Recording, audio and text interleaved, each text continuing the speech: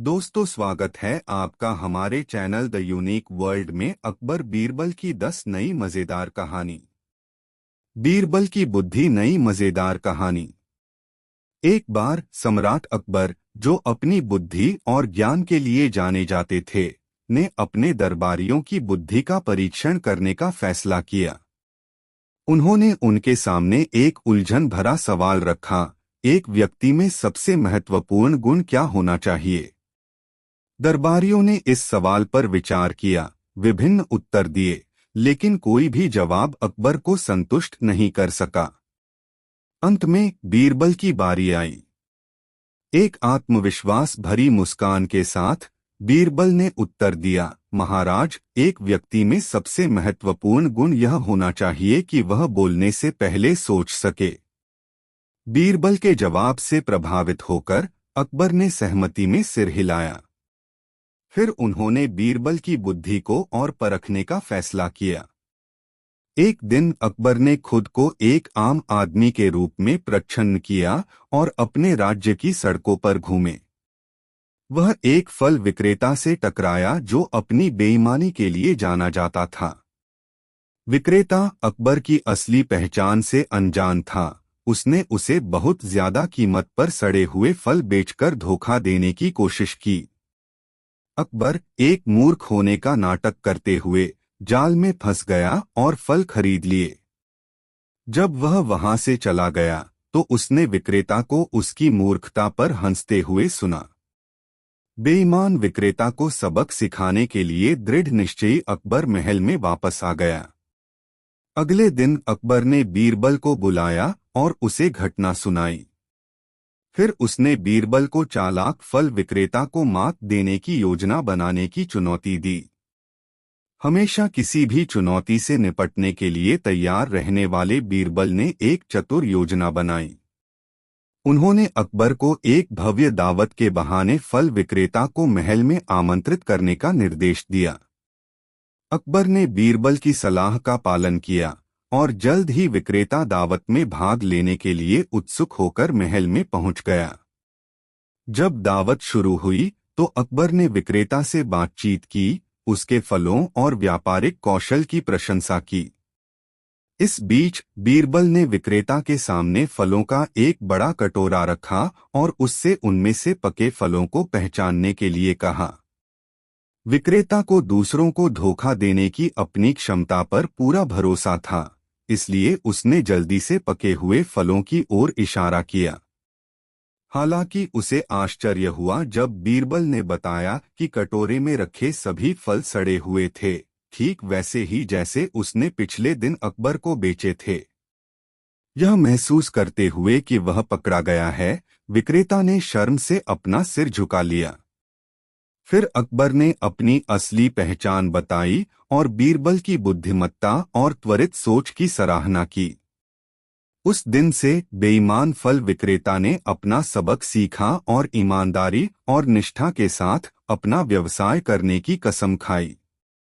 और अकबर एक बार फिर बीरबल की बुद्धि से प्रभावित होकर राज्य और बुद्धि के मामलों में उनकी सलाह लेना जारी रखा।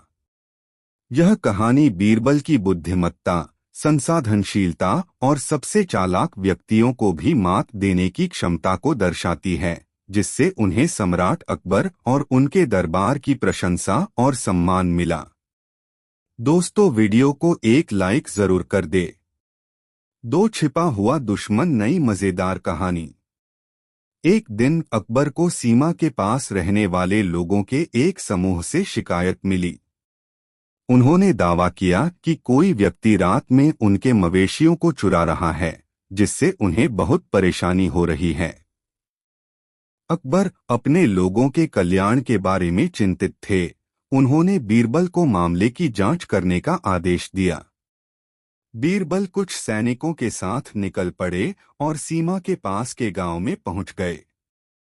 उन्होंने कई दिनों तक गांव वालों की गतिविधियों का अवलोकन किया और आसपास के वातावरण का अध्ययन किया।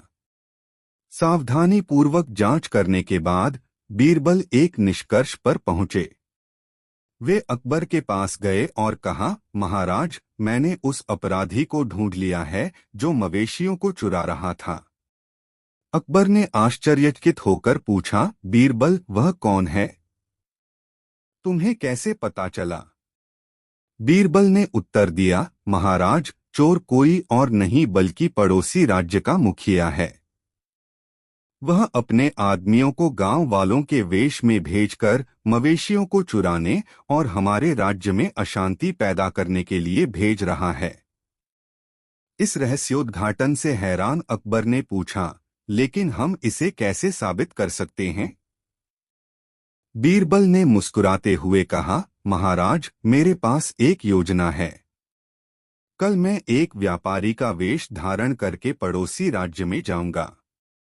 मैं कुछ दुर्लभ मसाले बेचने का नाटक करूंगा जो वास्तव में हानिरहित हैं, लेकिन उनमें तीखी गंध है।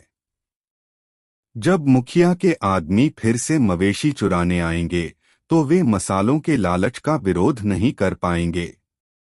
इस तरह हम उन्हें रंगे हाथों पकड़ लेंगे। बीरबल की योजना से प्रभावित होकर अकबर ने इस पर सहमति जताई। अगले दिन बीरबल ने खुद को एक व्यापारी के रूप में प्रच्छन्न किया और पड़ोसी राज्य की ओर चल पड़ा। अपनी योजना के अनुसार जब चोर मवेशी चुराने आए तो वे मसालों की सुगंध से आकर्षित हुए और बीरबल के जाल में फंस गए। पास में छिपे सैनिकों ने तुरंत चोरों को पकड़ लिया और उन्हें अकबर के सामने ले आए। पूछताछ करने पर उन्होंने अपने अपराध कबूल कर लिए और पड़ोसी राज्य के मुखिया की संलिप्तता का खुलासा किया। बीरबल की बुद्धिमत्ता और चालाकी के लिए आभारी अकबर ने उन्हें उदारतापूर्वक पुरस्कृत किया। चुराए गए मवेशियों को उनके असली मालिकों को वापस कर दिया गया और सीमा पर शांति बहाल हो गई। यह कहानी बीरबल की रणनीतिक सोच और राज्य के कल्याण के लिए सबसे चालाक विरोधियों को भी मात देने की उनकी क्षमता को दर्शाती है। दोस्तों, यह वीडियो अपने मित्रों को जरूर शेयर करें। 3 बुद्धिमान चोर, नई मजेदार कहानी। एक बार अकबर के राज्य में एक कुख्यात चोर था जो सालों से पकड़ा नहीं जा रहा था। वह अपनी चालाकी और छुप छुप कर काम करने के लिए बदनाम था। चोर को पकड़ने में असमर्थता से निराश अकबर ने बीरबल से सलाह मांगी।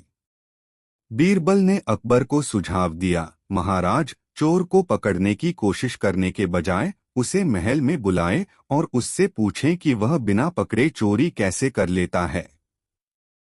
बीरबल के सुझाव से चकित होकर अकबर सहमत हो गया और उसने अपने सैनिकों को चोर को महल में लाने का आदेश दिया। जब चोर आया तो अकबर ने उससे कहा, तुम मेरे राज्य में सबसे कुशल चोर के रूप में जाने जाते हो। मैं तुम्हारी क्षमताओं से प्रभावित हूँ। मुझे बताओ, तुम बिना पकड़े चोरी कैसे कर लेते हो? राजा के सवाल से हैरान चोर ने जवाब दिया, महाराज, यह कौशल, समय और भाग्य का संयोजन है। लेकिन मुझे स्वीकार करना चाहिए, मैं भी कभी कभी अपनी क्षमताओं से चकित हो जाता हूँ। अकबर ने चोर को चुनौती दी, मेरे खजाने में एक कीमती हार है। अगर तुम इसे बिना पकड़े चुरा लेते हो तो यह तुम्हारा है, लेकिन अगर तुम असफल हो जाते हो तो तुम्हें कड़ी सजा दी जाएगी।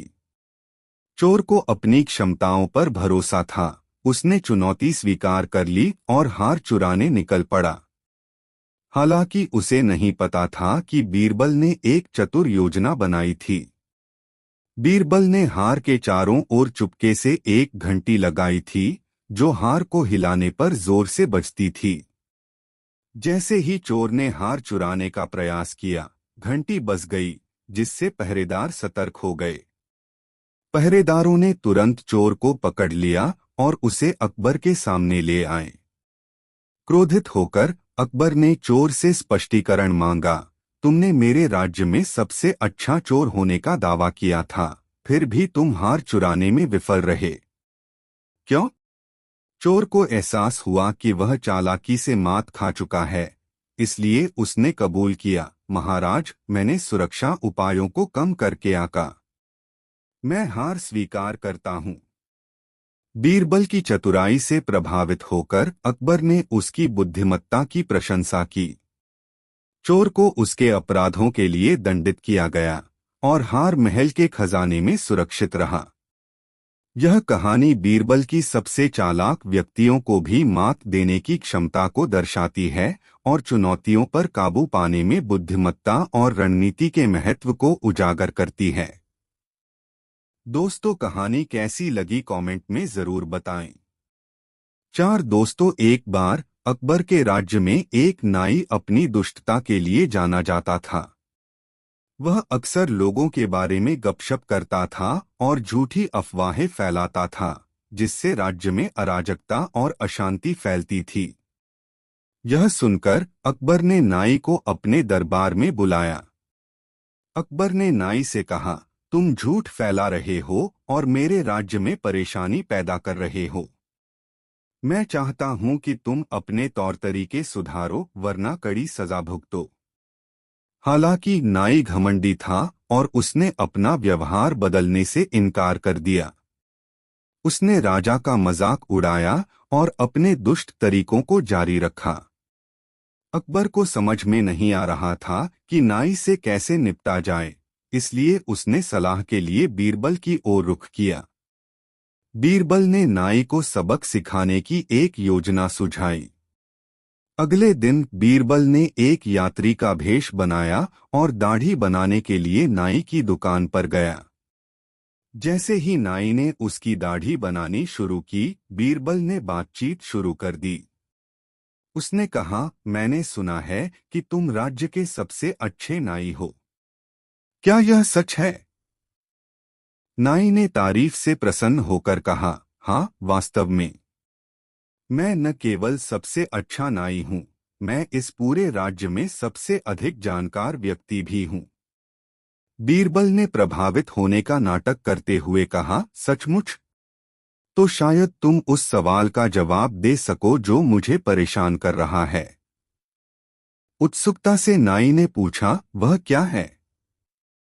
बीरबल ने कहा, मैंने सुना है कि तुम्हारी शेविंग क्रीम में एक गुप्त तत्व है जो इसे सबसे अच्छा बनाता है। क्या तुम मुझे बता सकते हो कि वह क्या है?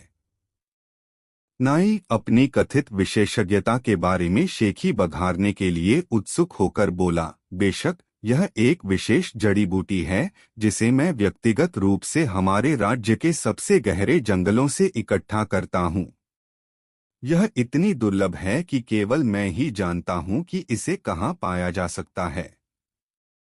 बीरबल ने प्रभावित होने का नाटक करते हुए सिर हिलाया और फिर कहा, यह तो दिलचस्प है, लेकिन मैंने यह भी सुना है कि यह जड़ी बूटी केवल वही व्यक्ति ले सकता है जिसके दाहिने हाथ में 4 उंगलियां हों। क्या यह सच है? अचानक चौंका हुआ नाई जवाब देने से पहले एक पल के लिए झिझका, हाँ, यह सच है। लेकिन तुम क्यों पूछ रहे हो? फिर बीरबल ने अपनी असली पहचान बताई और कहा, क्योंकि तुम देख रहे हो, प्यारे नाई, मुझे पता है कि तुम्हारे दाहिने हाथ में केवल 3 उंगलियां हैं। यह महसूस करते हुए कि वह अपने झूठ में पकड़ा गया था, नाई अपने घुटनों पर गिर गया और माफी मांगने लगा। अकबर, जो पूरी बातचीत देख रहा था, बीरबल की चतुराई से प्रभावित हुआ और उसने नाई को इस शर्त पर माफ करने का फैसला किया कि वह अपने तौर तरीके सुधारे और अफवाहें फैलाना बंद करे। उस दिन से नाई अपनी ईमानदारी और विनम्रता के लिए जाना जाने लगा, बीरबल की बुद्धिमत्ता की बदौलत। दोस्तों, कहानी कैसी लगी कमेंट बॉक्स में जरूर बताएं। 3 सवाल बहुत मजेदार कहानी। एक दिन बादशाह अकबर ने 3 सवालों पर विचार किया। मेरे राज्य में सबसे बुद्धिमान व्यक्ति कौन है? काम करने का सबसे अच्छा समय क्या है? वे सबसे महत्वपूर्ण लोग कौन हैं जिनके साथ मुझे समय बिताना चाहिए? उत्तर खोजने के लिए उन्होंने अपने बुद्धिमान मंत्री बीरबल को बुलाया। बीरबल, जो हमेशा बादशाह के सवालों का जवाब देने के लिए तैयार रहते थे, ध्यान से सुनते थे। अकबर ने शुरू किया, बीरबल, मेरे पास 3 सवाल हैं। सबसे पहले, मेरे राज्य में सबसे बुद्धिमान व्यक्ति कौन है? बीरबल ने उत्तर दिया, महाराज, इसमें कोई संदेह नहीं है कि यह आप ही हैं। आपकी बुद्धि हमारे राज्य का मार्गदर्शन करती है और आपके लोगों को समृद्धि लाती है। उत्तर से संतुष्ट होकर अकबर ने आगे कहा, बीरबल, काम करने का सबसे अच्छा समय क्या है? बीरबल ने एक पल सोचा और उत्तर दिया, महाराज, काम करने का सबसे अच्छा समय अभी है। वर्तमान क्षण हमेशा कार्य करने और बदलाव लाने का सही समय होता है। बीरबल की बुद्धिमत्ता से प्रभावित होकर अकबर ने अंतिम प्रश्न पूछा, बीरबल, मुझे किन सबसे महत्वपूर्ण लोगों के साथ समय बिताना चाहिए? बीरबल ने रुककर उत्तर दिया, महाराज, सबसे महत्वपूर्ण लोग वे हैं जिन्हें आपकी सहायता और मार्गदर्शन की आवश्यकता है। वे आम लोग हो सकते हैं या वे लोग जो न्याय और निष्पक्षता चाहते हैं। आपका समय और ध्यान उनके जीवन में महत्वपूर्ण बदलाव ला सकता है। अकबर बीरबल के व्यावहारिक उत्तरों से प्रसन्न हुए और उन्हें उदारतापूर्वक पुरस्कृत किया। यह कहानी सम्राट के प्रश्नों के गहन लेकिन व्यावहारिक समाधान प्रदान करने में बीरबल की बुद्धिमत्ता और बुद्धि को दर्शाती है, जिससे उन्हें शाही दरबार में सम्मान और प्रशंसा मिली। दोस्तों, वीडियो को एक लाइक जरूर कर दे। 6 गायब सोने के सिक्के, नई मजेदार कहानी। एक बार अकबर के राज्य में एक धनी व्यापारी ने सम्राट को सूचना दी कि उसके सोने के सिक्कों से भरा बैग गायब हो गया है। उसे संदेह था कि उसका नौकर इसे चुरा रहा है और उसने न्याय की मांग की। अपनी निष्पक्षता के लिए जाने जाने वाले अकबर ने बीरबल को मामले की जांच करने का आदेश दिया। बीरबल ने नौकर को बुलाया और उससे गायब सिक्कों के बारे में पूछा। नौकर ने किसी भी गलत काम से इनकार करते हुए खुद को निर्दोष बताया। उसके विरोध के बावजूद व्यापारी ने नौकर को दंडित करने पर जोर दिया। अपनी तीव्र बुद्धि के लिए जाने जाने वाले बीरबल ने सच्चाई को उजागर करने के लिए एक योजना बनाई। उन्होंने नौकर को अगले दिन आटे की एक बोरी के साथ महल में आने के लिए कहा। अगले दिन निर्देशानुसार नौकर आटे की बोरी लेकर महल में पहुंचा। फिर बीरबल ने पहरेदारों को नौकर के सिर पर आटा डालने का निर्देश दिया। भ्रमित होकर नौकर ने पूछा, बीरबल, तुम ऐसा क्यों कर रहे हो? बीरबल ने शांति से उत्तर दिया, हम गायब हुए सोने के सिक्कों की तलाश कर रहे हैं। यदि आप निर्दोष हैं तो आटा आपके शरीर पर नहीं चिपकेगा, लेकिन यदि आप दोषी हैं तो आटा आपके शरीर पर चोरी किए गए सिक्कों के अवशेषों पर चिपक जाएगा। कोई अन्य विकल्प न होने के कारण नौकर ने परीक्षण के लिए सहमति व्यक्त की। जब पहरेदारों ने उसके सिर पर आटा डाला तो सभी को आश्चर्य हुआ कि आटा उसके शरीर पर बिल्कुल भी नहीं चिपका।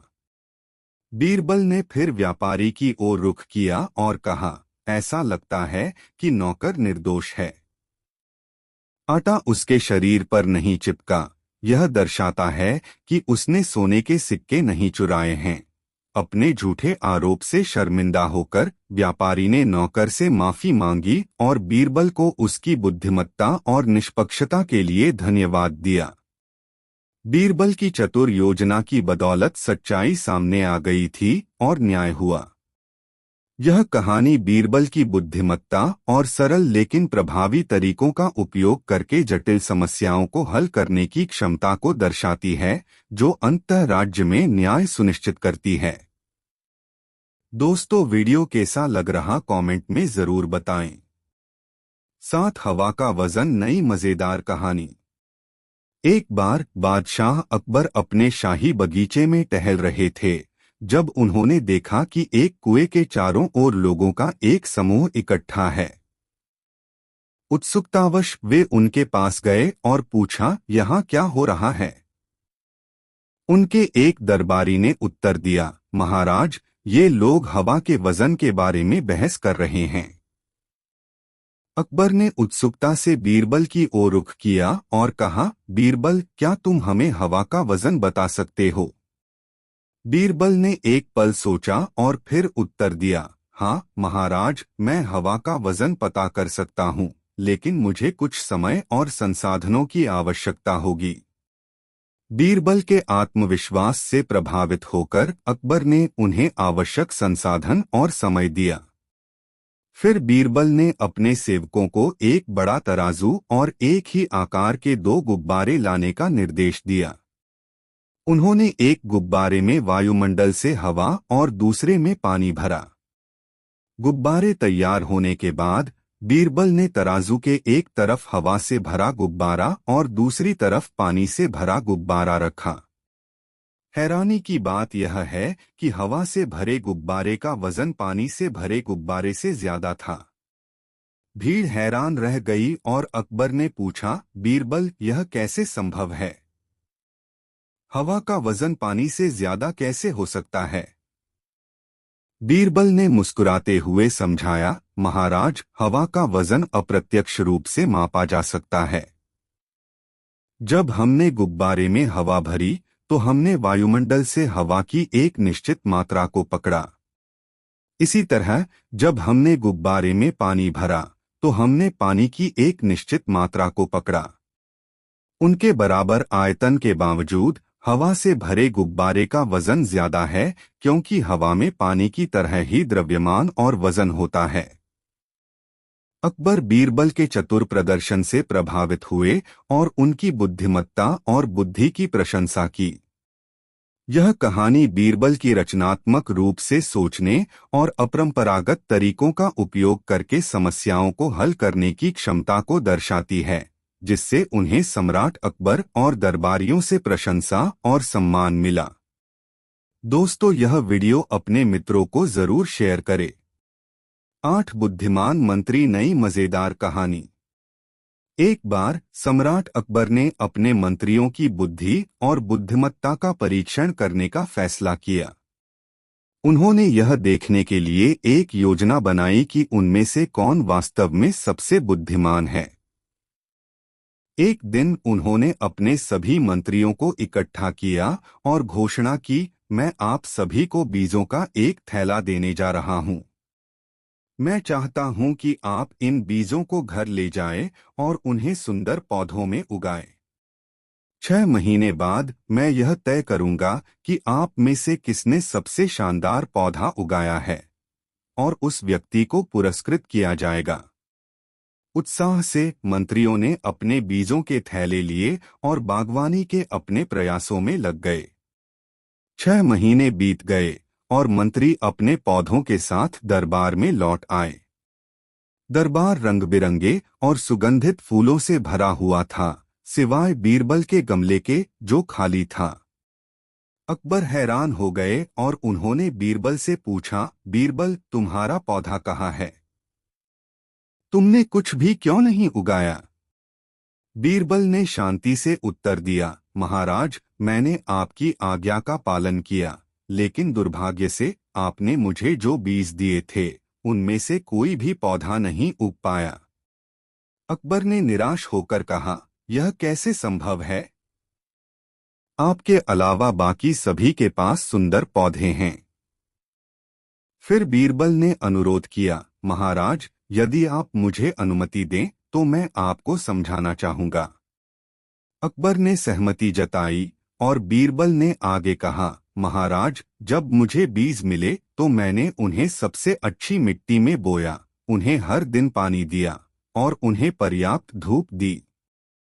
हालांकि मेरे सर्वोत्तम प्रयासों के बावजूद कोई भी बीज अंकुरित नहीं हुआ। मैंने धैर्यपूर्वक प्रतीक्षा की, लेकिन फिर भी कुछ नहीं हुआ। अकबर ने उत्सुकता से पूछा, फिर आपने क्या किया, बीरबल? बीरबल ने उत्तर दिया, महाराज, बहुत देर तक प्रतीक्षा करने के बाद मुझे एहसास हुआ कि आपने मुझे जो बीज दिए थे वे सभी पके हुए थे। वे कभी पौधे नहीं बन सकते क्योंकि वे खाने के लिए थे, रोकने के लिए नहीं। बीरबल की बुद्धिमत्ता से अकबर दंग रह गए। उन्होंने महसूस किया कि बीरबल ने बीजों की असली प्रकृति को समझ लिया था और उन्हें उगाने की कोशिश में अपना समय बर्बाद नहीं किया था। बीरबल की बुद्धिमत्ता से प्रभावित होकर अकबर ने उन्हें अपने दरबार में सबसे बुद्धिमान मंत्री घोषित किया और उन्हें उदारता से पुरस्कृत किया।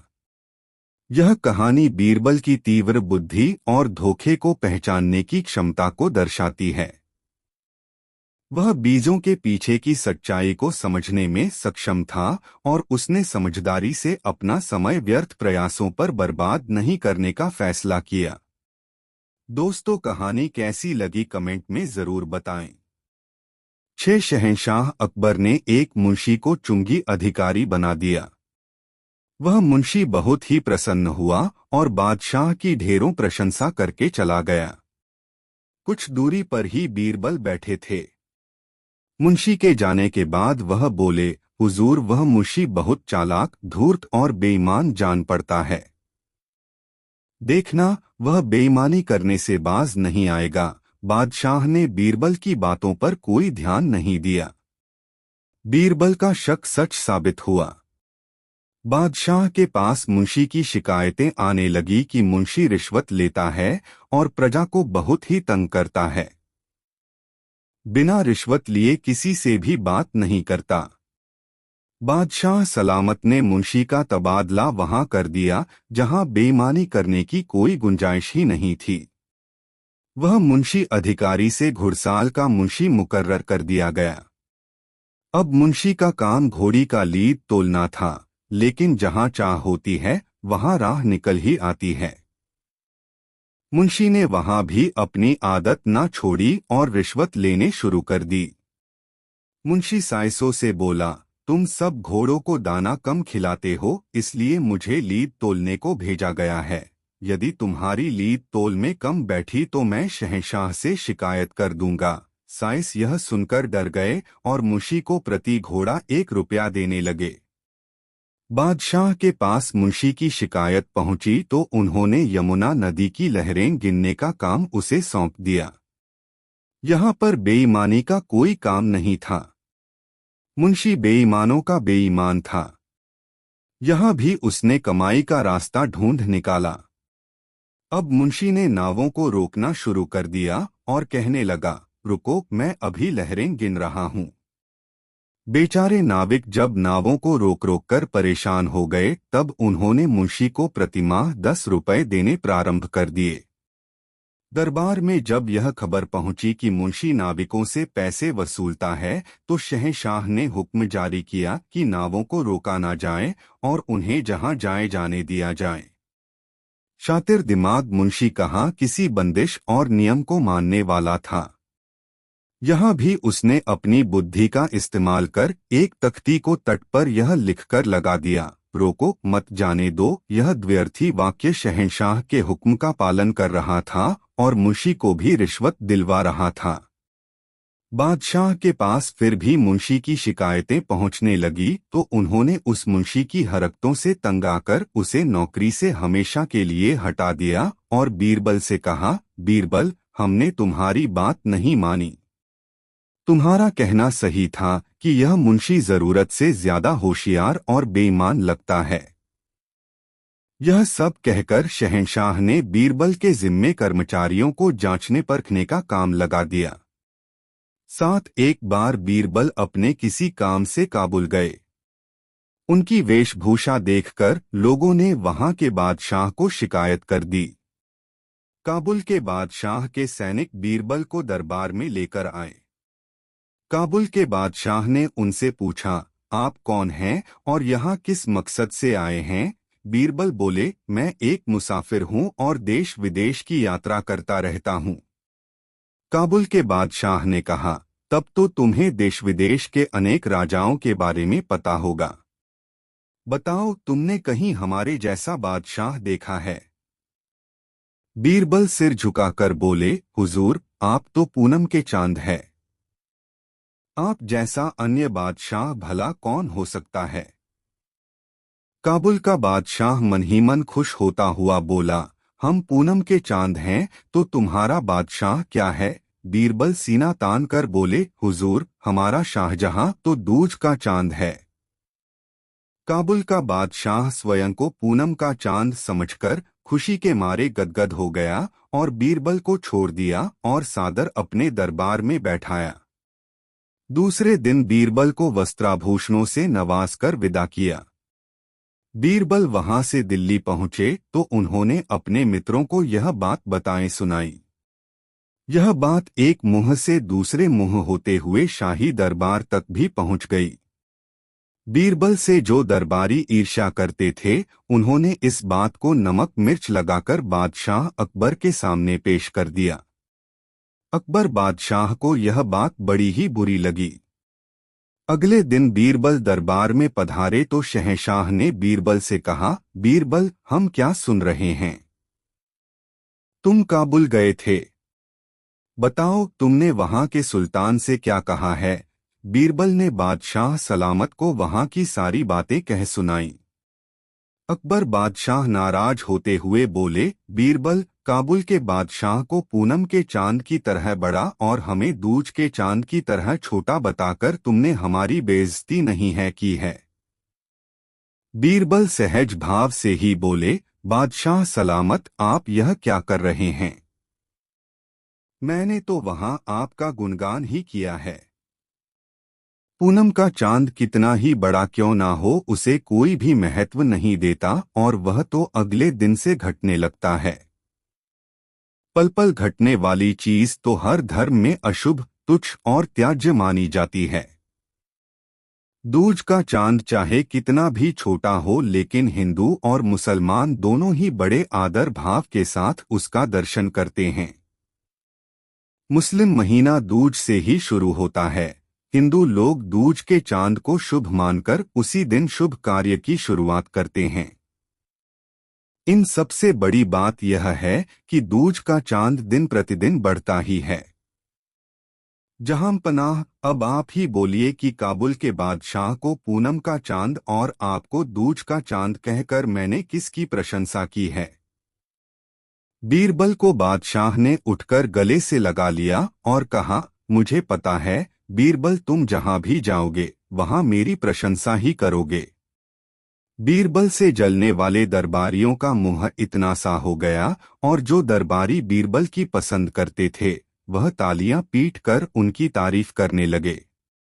बीरबल की यही तो विशेषता थी कि वह बहुत ही सोच समझकर बातें करते थे और मौका आने पर अपनी बात को सिद्ध करके दिखा भी दे देते थे।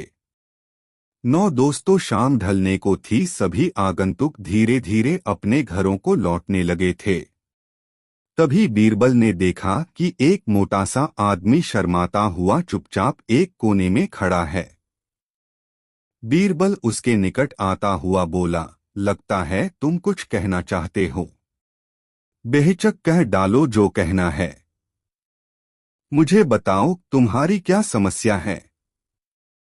वह मोटा व्यक्ति सकुचाता हुआ बोला, मेरी समस्या यह है कि मैं पढ़ा लिखा नहीं हूं। मैंने अपनी शिक्षा पर ध्यान नहीं दिया, जिसका मुझे खेद है। मैं भी समाज में सिर उठाकर सम्मान से जीना चाहता हूं, पर अब नहीं लगता है ऐसा कभी नहीं हो पाएगा।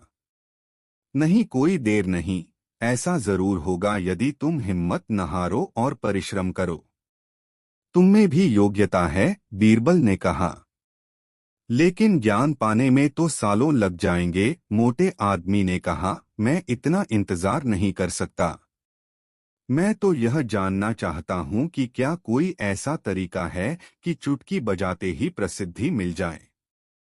प्रसिद्धि पाने का ऐसा आसान रास्ता तो कोई नहीं है। बीरबल बोला, यदि तुम वास्तव में योग्य और प्रसिद्ध कहलवाना चाहते हो तो मेहनत तो करनी ही होगी, वह भी कुछ समय के लिए। यह सुनकर मोटा आदमी सोच में डूब गया। नहीं, मुझ में इतना धैर्य नहीं है, मोटे आदमी ने कहा, मैं तो तुरंत ही प्रसिद्धि पाकर पंडित जी कहलवाना चाहता हूँ। ठीक है, बीरबल बोला, इसके लिए तो एक ही उपाय है। कल तुम बाजार में जाकर खड़े हो जाना। मेरे भेजे आदमी वहां होंगे जो तुम्हें पंडित जी कहकर पुकारेंगे। वे बार बार जोर जोर से ऐसा कहेंगे। इससे दूसरे लोगों का ध्यान इस ओर जाएगा, वे भी तुम्हें पंडित जी कहना शुरू कर देंगे। ऐसा होना स्वाभाविक भी है। लेकिन हमारा नाटक तभी सफल होगा जब तुम गुस्सा दिखाते हुए उन पर पत्थर फेंकने लगोगे या हाथ में लाठी लेकर उनको दौड़ाना होगा तुम्हें। लेकिन सतर्क रहना, गुस्से का सिर्फ दिखावा भर करना है तुम्हें। किसी को चोट नहीं पहुंचनी चाहिए। उस समय तो वह मोटा आदमी कुछ समझ नहीं पाया और घर लौट गया। अगली सुबह वह मोटा आदमी बीरबल के कहेनुसार व्यस्त बाजार में जाकर खड़ा हो गया। तभी बीरबल के भेजे आदमी वहां आ पहुंचे और तेज स्वर में कहने लगे, पंडित जी, पंडित जी, पंडित जी। मोटे आदमी ने यह सुन अपनी लाठी उठाई और भाग पड़ा उन आदमियों के पीछे, जैसे सच ही में पिटाई कर देगा। बीरबल के भेजे आदमी वहां से भाग निकले, लेकिन पंडित जी का राग अलापना उन्होंने नहीं छोड़ा।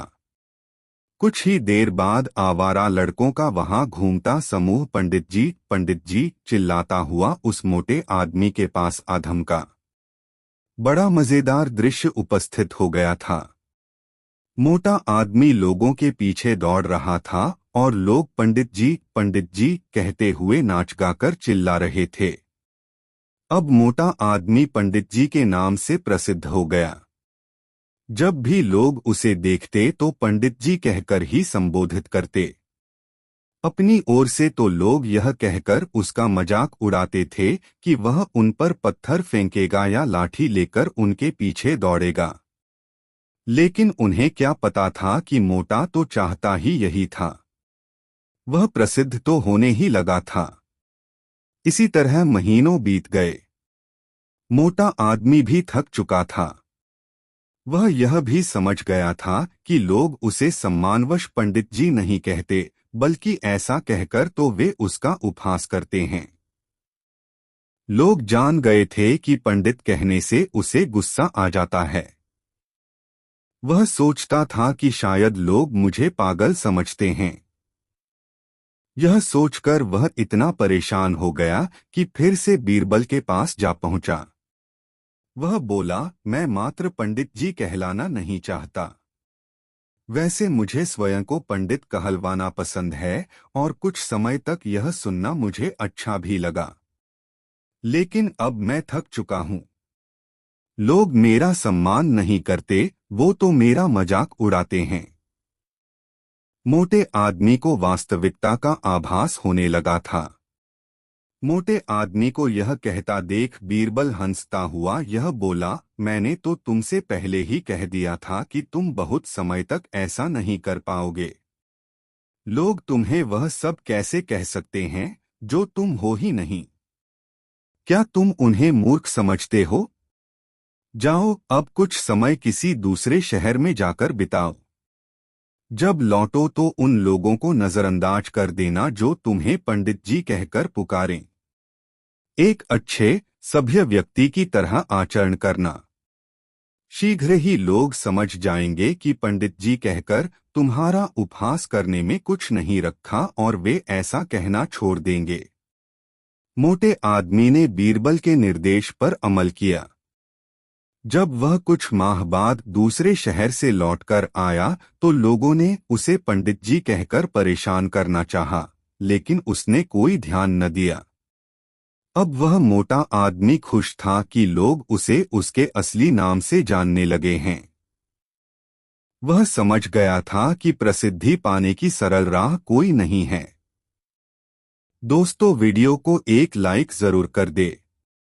10 बादशाह अकबर को पहेली सुनाने और सुनने का काफी शौक था। कहने का मतलब यह कि पक्के पहेलीबाज थे। वे दूसरों से पहेली सुनते और समय समय पर अपनी पहेली भी लोगों को सुनाया करते थे। एक दिन अकबर ने बीरबल को एक नई पहेली सुनाई। ऊपर ढक्कन, नीचे ढक्कन, मध्य मध्य खरबूजा। मौ छुरी से काटे आफें, अर्थ तासु नाहिन दूजा। बीरबल ने ऐसी पहेली कभी नहीं सुनी थी, इसलिए वह चकरा गया। उस पहेली का अर्थ उसकी समझ में नहीं आ रहा था। अत प्रार्थना करते हुए बादशाह से बोला, जहांपना, अगर मुझे कुछ दिनों की मोहलत दी जाए तो मैं इसका अर्थ अच्छी तरह समझकर आपको बता सकूंगा। बादशाह ने उसका प्रस्ताव मंजूर कर लिया। बीरबल अर्थ समझने के लिए वहां से चल पड़ा। वह एक गांव में पहुंचा। एक तो गर्मी के दिन, दूसरे रास्ते की थकन से परेशान व विवश होकर वह एक घर में घुस गया। घर के भीतर एक लड़की भोजन बना रही थी। बेटी, क्या कर रही हो? उसने पूछा। लड़की ने उत्तर दिया, आप देख नहीं रहे हैं, मैं बेटी को पकाती और माँ को जलाती हूँ। अच्छा, दो का हाल तो तुमने बता दिया, तीसरा तेरा बापू क्या कर रहा है और कहाँ है? बीरबल ने पूछा। वह मिट्टी में मिट्टी मिला रहे हैं, लड़की ने जवाब दिया। इस जवाब को सुनकर बीरबल ने फिर पूछा, तेरी माँ क्या कर रही है? एक को दो कर रही है, लड़की ने कहा। बीरबल को लड़की से ऐसी आशा नहीं थी, परंतु वह ऐसी पंडित निकली कि उसके उत्तर से वह एकदम आश्चर्यचकित रह गया। इसी बीच उसके माता पिता भी आ पहुंचे। बीरबल ने उनसे सारा समाचार कह सुनाया। लड़की का पिता बोला, मेरी लड़की ने आपको ठीक उत्तर दिया है। अरहर की दाल अरहर की सूखी लकड़ी से पक रही है। मैं अपनी बिरादरी का एक मुर्दा जलाने गया था और मेरी पत्नी पड़ोस में मसूर की दाल दल रही थी। बीरबल लड़की की पहेली भरी बातों से बड़ा खुश हुआ। उसने सोचा, शायद यहाँ बादशाह की पहेली का भेद खुल जाए, इसलिए लड़की के पिता से उपरोक्त पहेली का अर्थ पूछा। यह तो बड़ी ही सरल पहेली है, इसका अर्थ मैं आपको बतलाता हूँ। धरती और आकाश दो ढक्कन हैं, उनके अंदर निवास करने वाला मनुष्य खरबूजा है। वह उसी प्रकार मृत्यु आने पर मर जाता है जैसे गर्मी से मोम पिघल जाती है। उस किसान ने कहा। बीरबल उसकी ऐसी बुद्धिमानी देखकर बड़ा प्रसन्न हुआ और उसे पुरस्कार देकर दिल्ली के लिए प्रस्थान किया। वहां पहुंचकर बीरबल ने सभी के सामने बादशाह की पहेली का अर्थ बताया। बादशाह ने प्रसन्न होकर बीरबल को ढेर सारे इनाम दिए। दोस्तों, यह कहानी आपको कैसी लगी कमेंट में ज़रूर बताएं। ऐसी और नई मज़ेदार कहानी सुनने के लिए हमारे चैनल द यूनिक वर्ल्ड को सब्सक्राइब ज़रूर कर ले। वीडियो देखने के लिए धन्यवाद।